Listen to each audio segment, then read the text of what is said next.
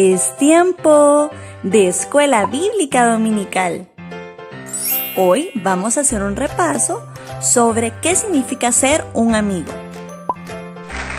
Pongamos atención. Un amigo es aceptar. Un amigo es cuidar. Un amigo es compartir. Un amigo es perdonar. Y también es ser amable.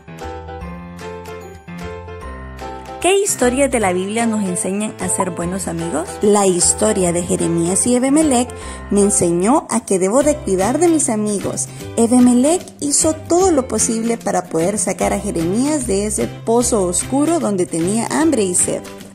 ¿Y cómo olvidar la historia del rey David y Mefiboset? ¿Se acuerdan quién era Mefiboset? Era el hijo de Jonatán, el mejor amigo del rey David. Mefiboset había quedado con un problema en su pierna, no podía caminar muy bien y no tenía alimento.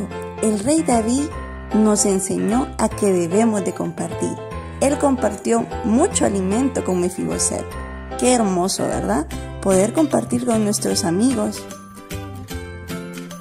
La historia de 3 amigos me enseñó a perdonar. Juan Marcos, Bernabé y Pablo, 3 amigos que predicaban la palabra de Dios. Pero un día Juan Marcos tuvo mucho miedo de seguir predicando la palabra de Dios y decidió abandonar el grupo. Pablo se molestó muchísimo, al igual que Bernabé. Pero un día Bernabé comprendió que tenía que perdonar a Juan Marcos.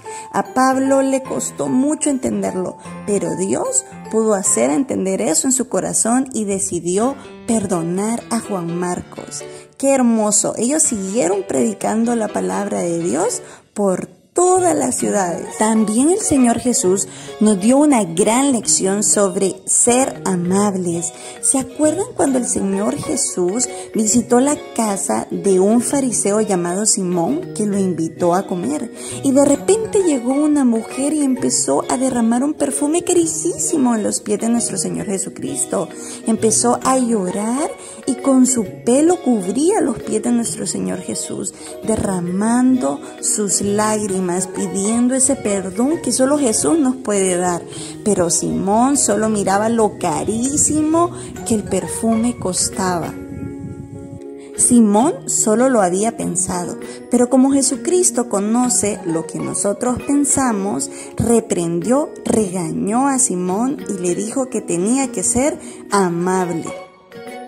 Y por último, aprendimos la historia del joven que abandonó su casa, o mejor conocida, la historia del hijo pródigo.